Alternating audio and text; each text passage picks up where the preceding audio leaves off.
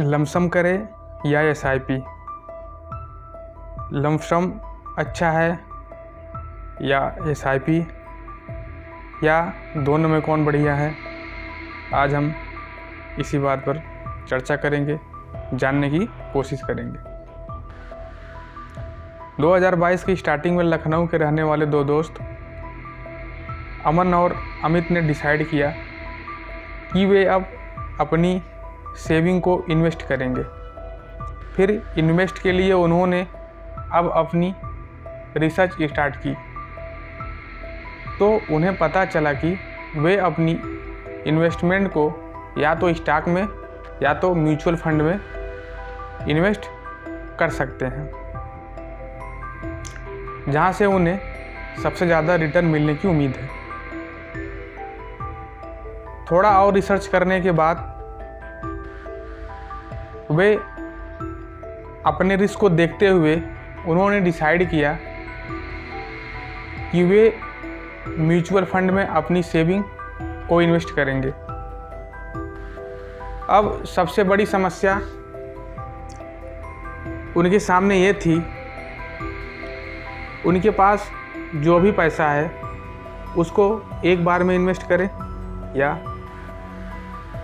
SIP के माध्यम से इन्वेस्ट करें। एक बार मतलब लमसम करें या एसआईपी करें। इसी बात से कंफ्यूज होकर उन्होंने डिसाइड किया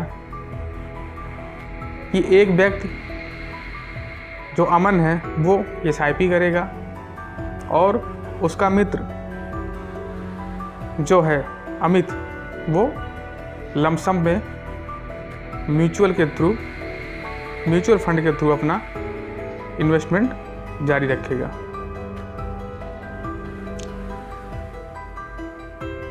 अमन ने 1000 रुपये प्रति माह के हिसाब से 10 साल के लिए इन्वेस्ट किया और दूसरे ने यानी कि अमित ने एक बार में यानी इकट्ठा 1,20,000 रुपये म्यूचुअल फंड में लमसम किया। अब हम इसको लाइव देखते हैं कि किसको ज़्यादा फायदा होगा, कि लमसम में ज़्यादा फायदा होगा या एसआईपी में। कहें कि अमन को ज़्यादा फायदा होगा जो एसआईपी किया है, कि अमित को फ़ायदा होगा जो लमसम किया है। इसको हम लाइव देखते हैं। तो चलते हैं अपनी मोबाइल की स्क्रीन पे, समझने की कोशिश करते हैं। फाइनली हम अपनी मोबाइल की स्क्रीन पे आ गए हैं और अब आगे देखते हैं किसको फ़ायदा होने वाला है। सबसे पहले हम अमन को देखेंगे जो एसआईपी के माध्यम से अपना पैसा म्यूचुअल फंड में इन्वेस्ट किया है। अमन ने पर मंथ 1000 रुपये इन्वेस्ट किया और जो एक्सपेक्टेड रिटर्न है उसको हम 12% मान के चलते हैं। टाइम कितने साल के लिए किया था? 10 साल के लिए। तो जो इन्वेस्टेड अमाउंट हो जाएगा, यानी कि 10 साल में जो इन्वेस्टेड अमाउंट हो जाएगा वो 1,20,000 रुपये हो जाएगा। उस अमाउंट पे 10 साल में जो उसको एक्सपेक्टेड रिटर्न मिलेगा, एक्सपेक्टेड रिटर्न है वो 1,12,339 रुपये होगा। इन्वेस्टेड अमाउंट और एक्सपेक्टेड रिटर्न को मिलाकर जो फंड तैयार होगा, यानी टोटल वैल्यू जो तैयार होगी वो होगी 2,32,339 रुपये की, जो अमन को मिलेगी जिन्होंने एसआईपी के माध्यम से अपना इन्वेस्टमेंट जारी किया था। तो इनको 2,32,339 रुपये जैसा कि स्क्रीन पे दिख रहा है। अब दूसरा व्यक्ति अमित है, अब उसकी सेविंग को हम जज करेंगे और लास्ट में दोनों का तुलनात्मक अध्ययन करेंगे फायदा किसको होने वाला है। अमित ने अपना इन्वेस्टमेंट लमसम के माध्यम से यानी इकट्ठा एक बार 1,20,000 रुपये इन्वेस्ट किया था और जो रिटर्न है एक्सपेक्टेड रिटर्न रेट वो 12% ही रखे हैं। टाइम पीरियड 10 साल बराबर है, दोनों का सब कुछ बराबर है। केवल अमित का पैसा इकट्ठा एक बार पड़ा था 1,20,000 हो गया और उसका मंथली पड़ा था, उसका मतलब अमन का। अब हम देखते हैं जो इन्वेस्टेड अमाउंट था वो 1,20,000 दोनों में बराबर है, कॉमन है। और एक्सपेक्टेड रिटर्न जो है वो है 2,52,702 रुपये, जो कि पहले कंडीशन यानी अमन वाले कंडीशन में एक्सपेक्टेड रिटर्न 1,12,339 रुपये था और इसमें 2,52,702 रुपये, जो कि दोनों में लगभग 1,40,000 का मतलब अंतर है। रिटर्न में 1,40,000 पहले व्यक्ति का था 1,12,339 और दूसरे व्यक्ति का 2,52,339। तो हम देख रहे हैं सीधे 1,40,000 का डिफरेंट है। और देखते हैं जो टोटल वैल्यू मिलती है सेकंड पर्सन अमित को वो 3,72,702 रुपये, 3,72,702 रुपये, जबकि ये फर्स्ट पर्सन अमन के केस में 2,32,339 रुपये थी। तो हम पा रहे हैं कि जो सेकंड पर्सन अमित है उसको रिटर्न ज़्यादा मिला है और उसके रिटर्न और पहले व्यक्ति के रिटर्न यानी अमन और अमित के रिटर्न में उसका रिटर्न 2,32,339, इनका 3,32,702, लगभग 1,40,000 का अंतर है। यानी हम कह सकते हैं जो व्यक्ति लमसम किया था उसको ज़्यादा रिटर्न मिला है। लेकिन बात यहीं ख़त्म नहीं होती है, बात यहीं ख़त्म नहीं होती है। अब हम कंडीशन पे बात करते हैं और अपनी मोबाइल स्क्रीन को ऑफ करते हैं।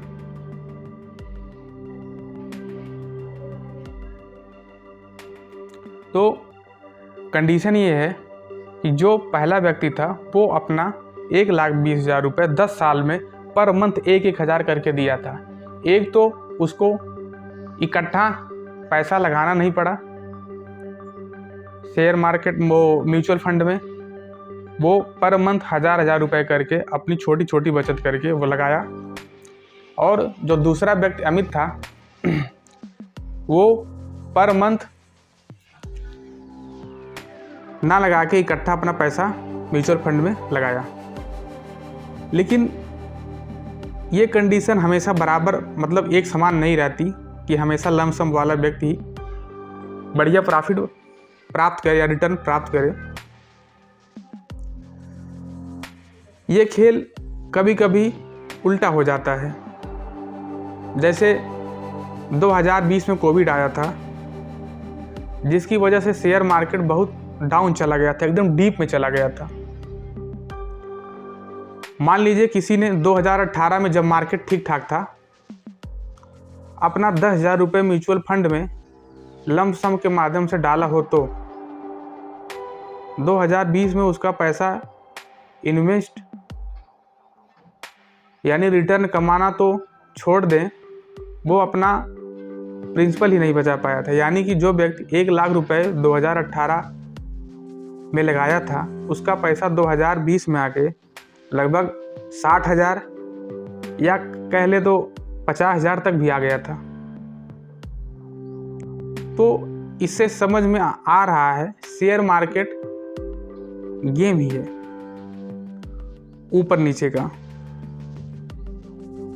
जैसे इंसान की जिंदगी में अप डाउन, अप आएगा डाउन आएगा लगा रहता है, ऐसे ही शेयर मार्केट में अप डाउन उतार चढ़ाव लगा रहता है। कभी कभी हमको मतलब जान के या समझ के बहुत आश्चर्य लगता है कि शेयर मार्केट और आदमी का जो इंसान की ज़िंदगी होती है वो कहीं ना कहीं सहसंबंध पाई जाती है, एक जैसी पाई जाती है।